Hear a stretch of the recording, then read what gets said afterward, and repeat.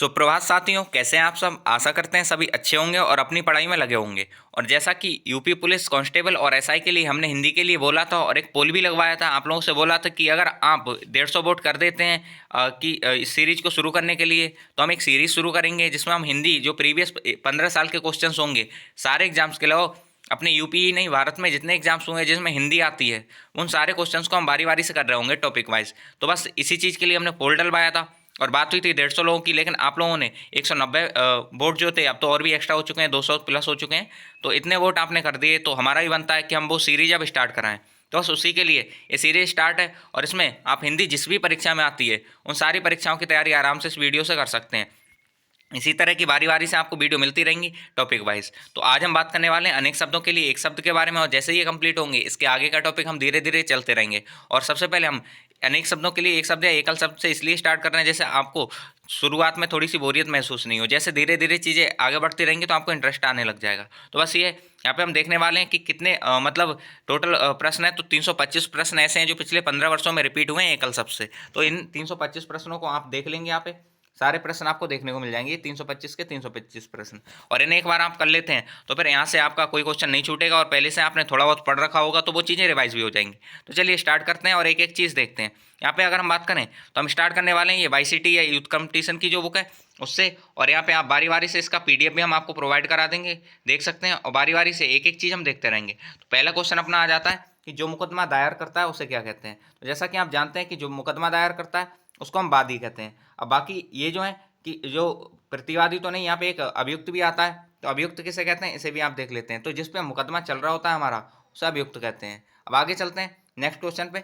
वह स्थान जहाँ से यमुना निकलती है, तो वह स्थान जहाँ से यमुना निकलती है उसे हम कहते हैं यमुनोत्री। वहीं अगर हम बात करें तो गंगोत्री किसे कहते हैं, तो जहाँ से गंगा निकलती है। वहीं उदयाचल, उदयाचल क्या होता है, तो जिस पर्वत से हमारा सूर्य उदय होता है उसे उदयाचल कहते हैं। कहने का मतलब ये कि जिस पर्वत के पीछे से हमारा सूर्य उदय होता है उसे उदयाचल कहते हैं, और जिस पर्वत के पीछे से हमारा सूर्य अस्त होता है उसे अस्ताचल कहते हैं। तो इस चीज़ का आप ध्यान रखिएगा। इस क्वेश्चन का आंसर हमारा यमुनोत्री हो जाता है।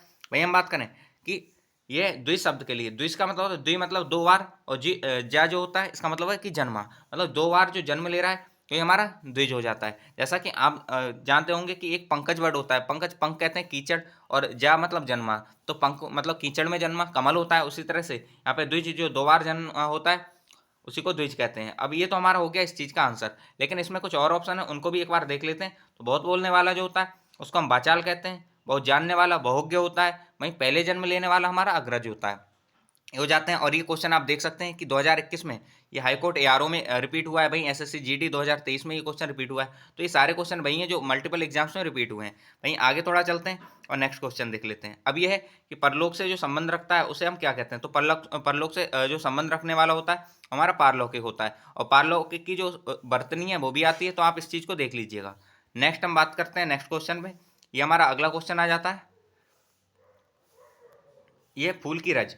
तो फूल की रज हम पराग को कहते हैं, ये हो जाता है, सॉरी, फूल की रज जो होती है वो पराग को कहते हैं। जो पृथ्वी से संबंधित होता है वो हमारा पार्थिव होता है, और जो नैतिक जिसका पतन हो गया है उसे हम सॉरी जिसका नैतिक पतन हो जाता है उसको हम पतित कहते हैं। और यहाँ पे जो सूर्य के अस्त होने का समय होता है तो उसको प्रदोष कहते हैं। तो इस चीज़ का आप ध्यान रखिएगा।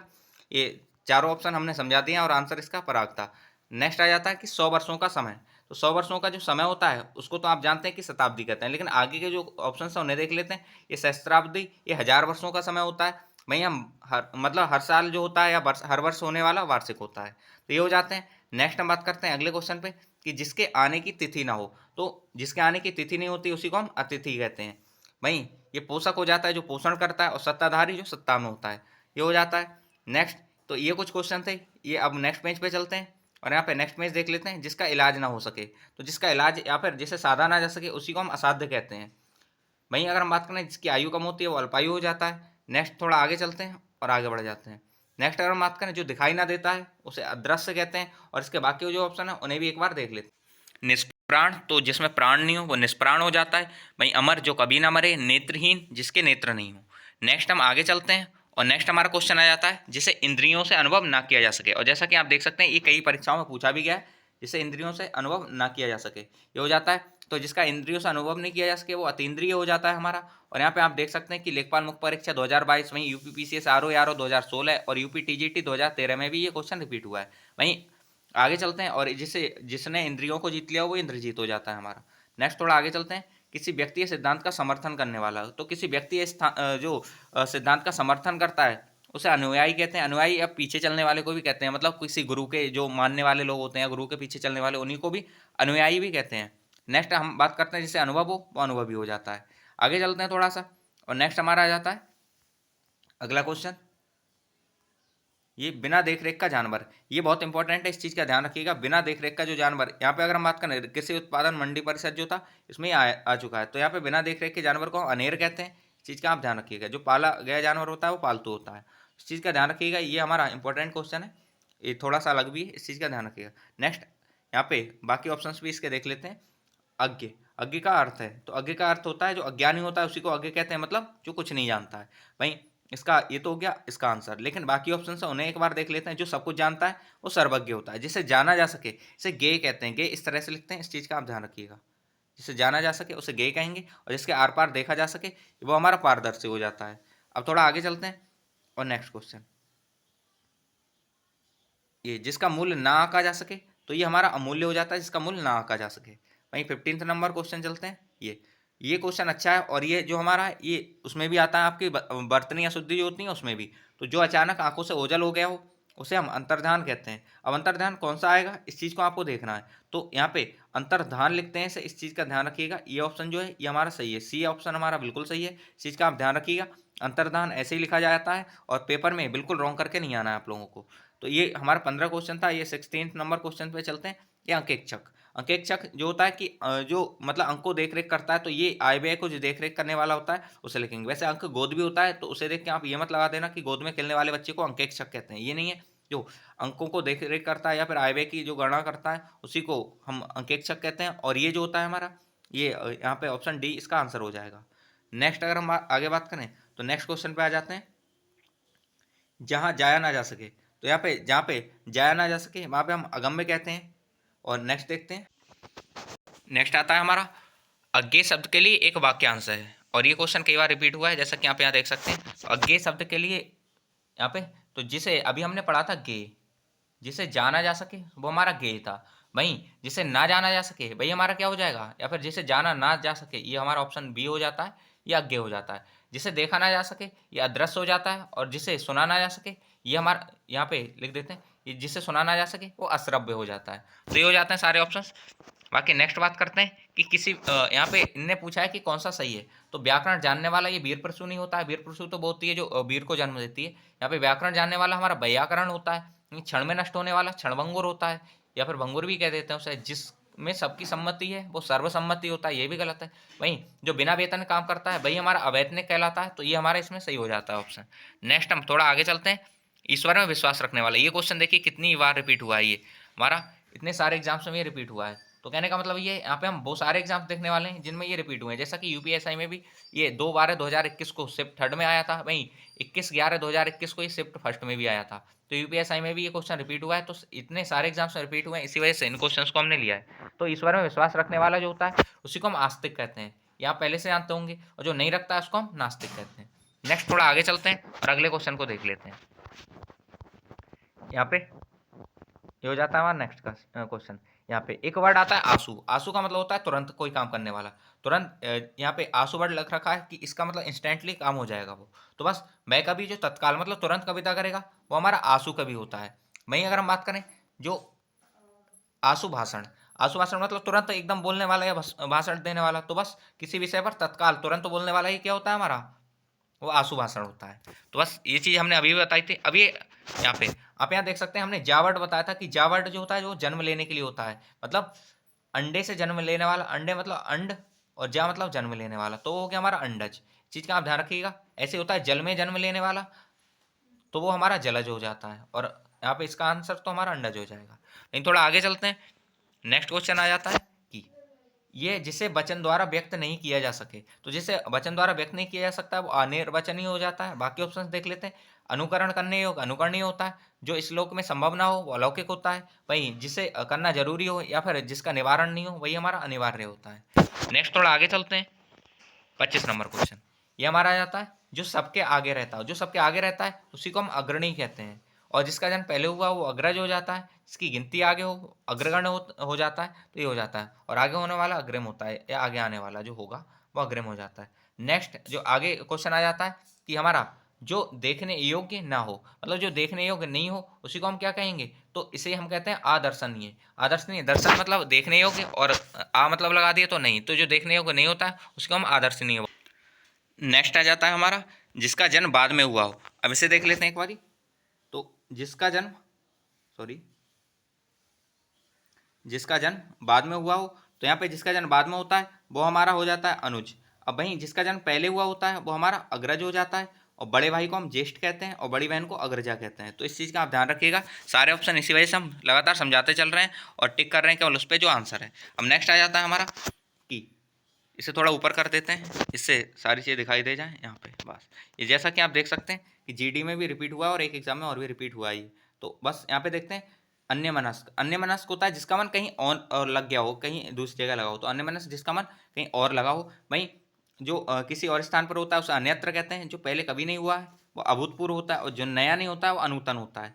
नूतन कहते हैं नए को, और उसका आ लगा दिया तो उसका अपोजिट हो जाएगा, अनूतन हो जाता है। नेक्स्ट अगर हम बात करें तो नेक्स्ट हमारा आ जाता है अभूतपूर्व। जैसा कि अभी बताया था हमने, अभूतपूर्व जो मतलब पहले घटित ना हुआ हो या जो पहले नहीं हुआ हो, भाई हमारा अभूतपूर्व होता है, तो इसका ऑप्शन सी हमारा आंसर हो जाता है। नेक्स्ट ये आ जाता है जो किसी पर अभियोग लगाता है वो अभियोग्य होता है, और जिस पर अभियोग लगाया गया होता है उसे हम अभियुक्त कहते हैं। भाई नेक्स्ट जो आ जाता है जो भेदा ना जा सके उसी को अभेद्य कहते हैं। तो ये हमारे हो जाते हैं सारे ऑप्शंस भी इस क्वेश्चन के। नेक्स्ट थोड़ा आगे चलते हैं और अदर जो क्वेश्चन है उन्हें देख लेते हैं। नेक्स्ट हमारा क्वेश्चन आ जाता है जिसमें शक्ति नहीं हो उसी को हम आसक्त कहते हैं। तो जिसमें शक्ति नहीं हो भाई हमारा आसक्त हो जाता है। वहीं थोड़ा आगे चलते हैं, इसमें ये जो हमारा ऑप्शन ए था इसका आंसर था। आगे चलते हैं, ये नेक्स्ट ये अभी हम पढ़ भी चुके हैं कि यहाँ पे जो भेदा ना जा सके, अभी पढ़ा है हमने, अभेद्य हो जाता है। ठीक है, नेक्स्ट अगर हम बात करें आगे आ जाते हैं। ये हो जाता है अंक में स्थान पाया हुआ। अंक मतलब गोद में स्थान पाया हुआ, उसी को अंकस्त कहते हैं। और अकिंचन की बात करें तो जिस पे कुछ नहीं होता उसे अकिंचन कहते हैं। वहीं अंडे से जन्म लेने वाला अंडज होता है, ये हम पहले भी पढ़ चुके हैं।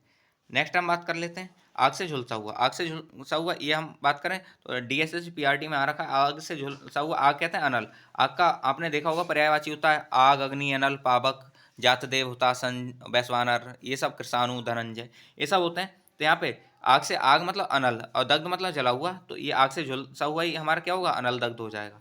तो बस यही है, अनल दग्ध। फिर आगे हम चलते हैं, नेक्स्ट आता है दोपहर के बाद का समय। ये क्वेश्चन देख सकते हैं आप, केबीएस में रिपीट हुआ है, यूपीएसआई में भी 2 बार रिपीट हुआ है 2021 में ही। ये ऐसा नहीं है कि सेम क्वेश्चन पूछ लिया गया होगा, इसे थोड़ा सा घुमा फिरा के पूछ लिया गया होगा।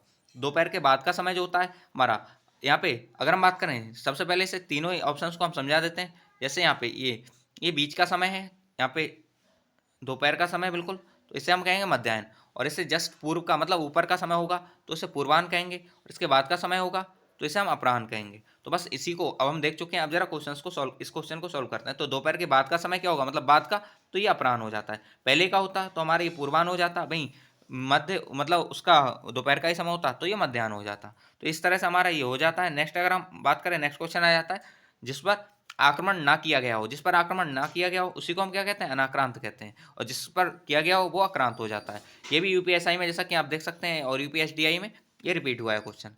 वहीं आगे चलते हैं नेक्स्ट क्वेश्चन पे। नेक्स्ट क्वेश्चन आ जाता है जिसका जन्म पहले हुआ हो। तो जिसका जन्म पहले हुआ होता है उसे अग्रज कहते हैं, और जिसका बाद में हुआ होता है उसे अनुज कहते हैं। जो आगे चलने वाला होता है उसे अग्रणी कहते हैं। तो ये हो जाता है हमारा। वहीं किसी वस्तु को प्राप्त करने की जो तीव्र इच्छा होती है, मतलब बहुत तेज इच्छा होती है, उसी को हम अभिप्सा कहते हैं। ये कई सारी इच्छाएं हैं, इनके बारे में हम आगे आपको पढ़ा देंगे। और नेक्स्ट अगर हम बात करें जो मतलब कहा ना जा सके, तो कथन मतलब कहना होता है, तो अकथनीय। जो कहा ना जा सके वो अकथनीय होता है। वहीं जिस पर विश्वास ना किया जा सके तो वो अविश्वसनीय हो जाता है। नेक्स्ट क्वेश्चन पे आते हैं, जो जाता है सबसे पहले गिना जाने वाला। जो सबसे पहले गिना जाता है इसे हम एक बार और भी बता चुके हैं, और सबसे मेन बात ये यूपीएसआई 2021 में रिपीट भी हुआ है। जो सबसे पहले गिना जाता है उसी को हम अग्रगण्य कहते हैं। गण्य मतलब गणना करना, तो सबसे पहले गिना जाने वाला हमारा अग्रगण्य हो जाता है। वहीं आगे चलते हैं, नेक्स्ट क्वेश्चन जो हो जाता है हमारा, यहाँ पे हो जाता है जहाँ जाना संभव ना हो। तो जहाँ पे जाना संभव नहीं हो उसी को हम अगम कहते हैं। भाई एक चीज़ और आती है कि सुगम। सु मतलब आसानी से, गम में मतलब जाया जा सके। जहाँ आसानी जाया जा सके, जहाँ जाना आसान हो वो सुगम हो जाता है। भाई अजय, जिसे जीता ना जा सके वो अजय हो जाता है। नेक्स्ट आगे ऑप्शन क्वेश्चन आ जाता है हमारा जो पीने योग्य नहीं हो उसी को हम अपेय कहते हैं। जो पीने योग्य नहीं हो वो अपेय हो जाएगा, नापेय नहीं लगाना, अपेय लगाना। नेक्स्ट हम बात करते हैं जो ना जाना गया हो, तो जो ना जाना गया हो उसी को हम अज्ञात कहते हैं। भाई आगे चलते हैं, और जिसे जाना गया हो वो ज्ञात हो जाता है। नेक्स्ट आ जाता है जो पढ़ा ना गया हो, ये हो जाता है जो पढ़ा ना गया हो उसी को हम अपठित कहते हैं। अब आप लोग कंफ्यूज होंगे अपठित और ये अपठनीय में, ये दो चीज़ों में आप कंफ्यूज हो जाएंगे। अब इन दोनों का मतलब क्या है? तो जो पढ़ा ना गया हो वो अपठित होता है, और जो पढ़ने योग्य ना हो वो अपठनीय हो जाता है। तो इस चीज़ का आप ध्यान रखिएगा। तो इसका आंसर हमारा अपठित हो जाता है, और जो सरल ना हो वो हमारा जटिल होगा, और जो ईश्वर में विश्वास रखता है वो आस्तिक होगा, जो नहीं रखता है वो नास्तिक हो जाएगा। नेक्स्ट हम बात करते हैं जिसकी आशा न की गई हो। आप देख सकते हैं ये क्वेश्चन कितनी बार हाईकोर्ट ARO में रिपीट हुआ है, यूपी टेट 2021 में, यूपीएसआई 2021 में 2 बार रिपीट हुआ है ये। Next UP TGT, UP NT exam में, वन रक्षक परीक्षा में, तो देख सकते हैं आप कितनी बार रिपीट हुए हैं। और ये 2005 में भी रिपीट हुआ है। तो हमने जैसा कि बोला था 2005-8 में रिपीट हुए हैं, तो जो मतलब 15 साल पुराने तक हमने प्रश्न लिए हैं यहाँ पे। इवन ये तो 20 साल पुराना हो जाता है। वहीं अगर हम बात करें तो इसमें हो जाता है जिसकी आशा ना की गई हो, वही हमारा क्या होता है? अप्रत्याशित। और जिसकी आशा की गई हो वही प्रत्याशित होता है, और जिसकी अपेक्षा हो वो अपेक्षित हो जाता है, और जिसकी नहीं होती है अपेक्षा वो अनपेक्षित हो जाता है। नेक्स्ट क्वेश्चन है जो हमारा, उसे देख लेते हैं। ज्ञात या कल्पित तथ्यों के आधार पर, मतलब जो पहले से ज्ञात है तथ्य उनके आधार पर जो चीज़ होती है यानी कोई निर्णय लिया जाता है उसी को हम अध्याहरण कहते हैं। इस चीज़ का ध्यान रखिएगा, ये क्वेश्चन अच्छा है। इसी को हम अध्याहरण कहते हैं, और यूपीएसआई में ये रिपीट भी हुआ है, तो इसे अध्याहरण कहते हैं। वहीं यहाँ पे नेक्स्ट आ जाता है जो कल्पना के आधार से होता है या फिर किसी सिद्धांत के आधार पर, उसे परिकल्पना कहते हैं, ये हो जाता है। और जिसे पढ़ा ना गया हो वो हमारा अपठित हो जाता है। नेक्स्ट क्वेश्चन अगर हम बात करें जिसे जीता ना जा सके, ये क्वेश्चन अभी भी हम पढ़ चुके हैं, इसे अजय कहते हैं। जिसे जीता ना जा सके वो हमारा अजय हो जाता है। नेक्स्ट हमारा जो क्वेश्चन होता है कि जो स्त्री सूर्य भी ना देख सके उसी को असूर्यम पश्या कहते हैं। इस चीज़ का आप ध्यान रखिएगा, ये असूर्य पश्या जो होता है हमारा इसका आंसर हो जाएगा। नेक्स्ट जो संविधान के अनुकूल ना हो, तो जो संविधान के या लॉ के अनुकूल नहीं होता उसको असंवैधानिक कहते हैं, और संविधान के अनुकूल होता है उसे संवैधानिक कहते हैं। ठीक है। नेक्स्ट अगर हम आगे बात करें तो नेक्स्ट क्वेश्चन पे चलते हैं, और यहाँ पे नेक्स्ट क्वेश्चन हमारा आ जाता है जो कि 49वां नंबर क्वेश्चन। जो भविष्य की बात सोचता हो, तो जो भविष्य की बात सोचता है हमारा, तो उसी को हम अग्रसोची कहते हैं। भविष्य मतलब आगे की जो बात सोचता है उसी को हम अग्रसोची या आगे की सोचने वाला या भविष्य की बात सोचने वाला ये कहते हैं। तो नेक्स्ट आगे हम चलते हैं, तो ये हो जाता है 50th क्वेश्चन, और आज हम 50 क्वेश्चन ही रखते हैं, लेकिन नेक्स्ट टाइम ये क्वेश्चन जो है वो हम बढ़ा देंगे। तो ये धरती और आकाश के बीच का स्थान, तो ये है कि धरती और आकाश जहाँ पे मिलते हैं उसी स्थान को हम मतलब क्या कहते हैं, तो उसे हम क्षितिज कहते हैं। वहीं इन्होंने क्षितिज नहीं पूछा, इन्होंने पूछा है कि धरती और आकाश के बीच का स्थान, तो इसे हम अंतरिक्ष कहेंगे। सॉरी, तो धरती और आकाश के बीच का स्थान अंतरिक्ष होता है, और वहीं जहाँ धरती और आकाश मिक्स होते हैं, मिलते हैं, तो इस स्थान को हम क्षितिज कहते हैं। इस चीज़ का आप ध्यान रखिएगा। इसमें इस क्वेश्चन में काफ़ी लोग मतलब फंस जाते हैं, और ये क्षितिज जो है वो काफ़ी रिपीट भी होता है। तो ये थे 50 क्वेश्चन, और आप इन 50 में अपना स्कोर बताइएगा कि आपका इन 50 में स्कोर क्या रहा था। और हमने कोशिश की थी कि आपको जो आपसे हमने वादा किया था उसमें क्वेश्चंस करा पाएँ, तो ये तो इसका पार्ट 1 था, और ये हमने इस वजह से छोटा रखा है जिससे आपको मतलब बहुत ज़्यादा बोरियत नहीं हो, और एक बार पढ़ पाएँ, समझ पाएँ कि कैसे कैसे चीज़ें चल रही हैं। और बाकी हम इसका PDF टेलीग्राम ग्रुप में डाल देंगे। यूपीएसआई और यूपी कांस्टेबल दोनों के अलग अलग टेलीग्राम ग्रुप हैं, उनका लिंक डिस्क्रिप्शन में है, वहाँ से आप जाइएगा। वहाँ पे लिखा हुआ है यूपी पुलिस कांस्टेबल के लिए ये ग्रुप है, और SI के लिए ये ग्रुप है। वहाँ पे और भी कैंडिडेट्स हैं जुड़े हुए। कांस्टेबल वाले में तो लगभग 1000+ कैंडिडेट हैं, SI वाले में भी लगभग हमारे लगभग 250 कैंडिडेट होने वाले हैं।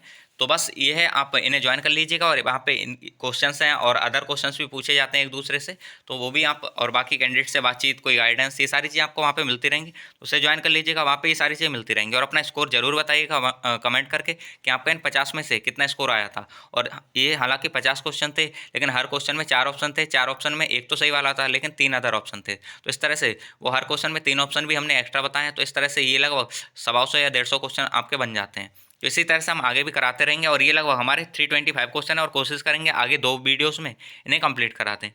तो ये था, यहाँ पे हमने कोशिश की आपको सारी चीज़ समझा पाएँ। ये एकल शब्द जो थे यहाँ पे जितने रिपीट हुए हैं, जैसा कि आपने देख भी लिया, ये पिछले 15 साल के जितने रिपीटेड थे वो हमने बताए थे। और इसमें 2-4 ऐसे आए होंगे जो आपको पहले से नहीं आते होंगे, बस तो उन 2-4 की तैयारी करनी है, जैसे आपको हिंदी का कोई भी क्वेश्चन नहीं कटे। और ऐसा नहीं है कि अनेक शब्दों के लिए एक शब्द ही करा रहे हैं, हम एक एक टॉपिक, चाहे व्याकरण का हो, चाहे किसी भी शब्द विचार का हो, कहीं का भी हो, चाहे वो साहित्य का हो, हर चीज़ को हम कराएंगे। बस थोड़ा सा साथ बनाए रखिए, और लगातार वीडियो देखते रहिए, आपको धीरे धीरे सारी चीज़ें मिलती रहेंगी। तो बस इस वीडियो में इतना ही, मिलते हैं नेक्स्ट वीडियो में, तब तक के लिए बाय बाय, जय हिंद, जय भारत।